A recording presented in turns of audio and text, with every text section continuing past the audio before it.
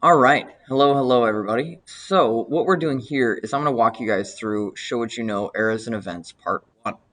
Right? So, again, eras in U.S. history. This year, you have studied different eras in U.S. history. An era is a division of time, in this case, a distinct period of history with particular features or characteristics. You are going to analyze and distinguish characteristics of the historical eras you have studied this year. So, the first thing we have to do, like always, is we open the Collecting Evidence graphic organizer. This will prompt us with a Word document. So you can open up the Word document. Come on here, buddy.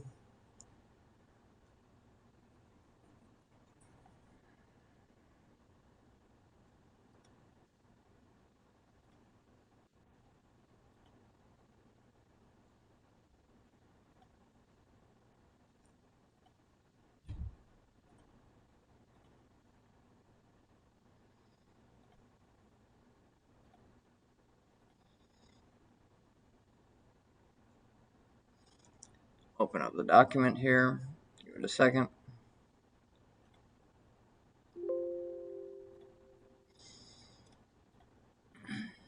All right.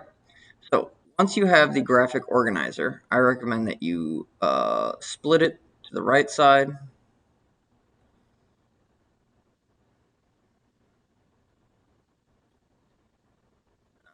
Then you need to, like we've done before, open up each file, right? So there are 3 file folders numbered 1, 2, and 3. You go through file 1, 2, and 3. Each of these files has a social, political, economic, economic, social, political, and environmental artifacts of an era. The era's name is not given to you. Again, we have to come up with the era's name. So first thing we do then is we open file 1, just like we opened up the graphic organizer. We open up file 1.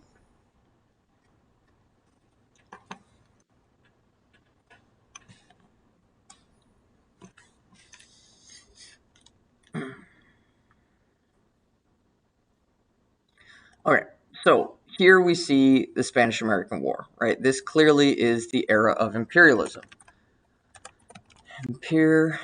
Imperialism. This is from really 1890 to 1920. Okay. Now, an example of an environmental artifact, right? Because we're doing ESPN, would probably be something like the Panama Canal, because this is going to radically change global trade by manipulating the environment and creating a man-made waterway through the Isthmus of Panama.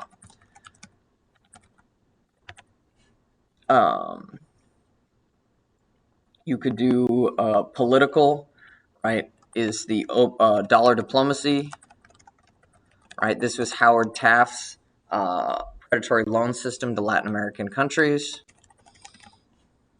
Gotta spell that correctly.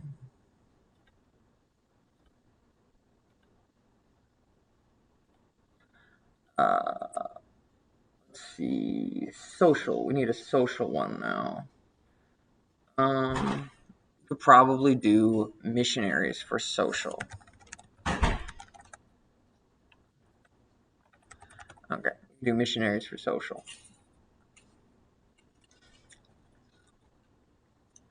The next one that we'll need, guys, is let's see. We have political, environmental, social, economic. We need economic now.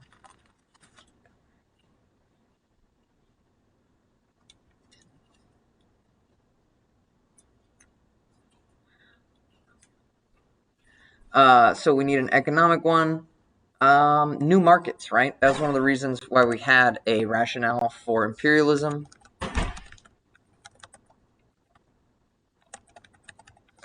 Economic. Okay. Next thing we need to do is we do need to look at the naming the eras document, right? Because we'll need that for 2 and 3.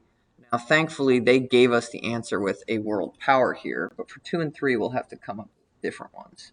So make sure you've opened up the naming the eras document as well. We've now finished with file 1. We're on to file 2, my best buddies and pals who've never done anything wrong. So we open up file 2.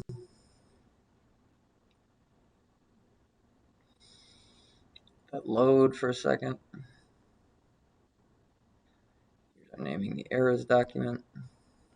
File 2. Here we go. Okay. So here it looks like we've got, this would look like to me, this is the tail end of the Gilded Age, really moving into the Progressive Era. This definitely looks like the Gilded Age, actually, with the Homestead Act and things like that. So we'll talk about the Gilded Age, and this is from 1870 to 1890, right? We have tons of new immigrants coming into the United States who are the process of syncretic acculturation, right? They are gathering new elements of their culture from the culture of the United States, and thus also transferring elements of their culture to the United States. So you could say assimilation is a social process. The next one, right? Political one. Let's look. What would be political? The Chinese Exclusion Act, right? This is this terrible law written in 1882 that barred Chinese people from immigrating to the United States. Let's look for a economic one. Economic. You could say the Sherman Antitrust Act, right? This was used to break up things like Standard Oil, right? It was an antitrust act to break up the damaging effects of monopolies. So we've got social, environmental. What can we do for environmental? Actually, I think barbed wire works pretty well, right? So Glidden, I forget his name, right, invents barbed wire in the late 19th century. This is going to radically transform land use, right, as we no longer really have cattle drives. And then finally, you could do something like political with the Indian Wars, right? These series of skirmishes as the United States was colonizing Native American territory.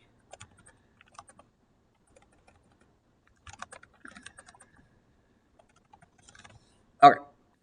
Then we need to look again, like I said, at the Naming the Eras document. So you go to the Naming the Eras document. We're in the Gilded Age, and that, boy, is an age of corruption and bribery.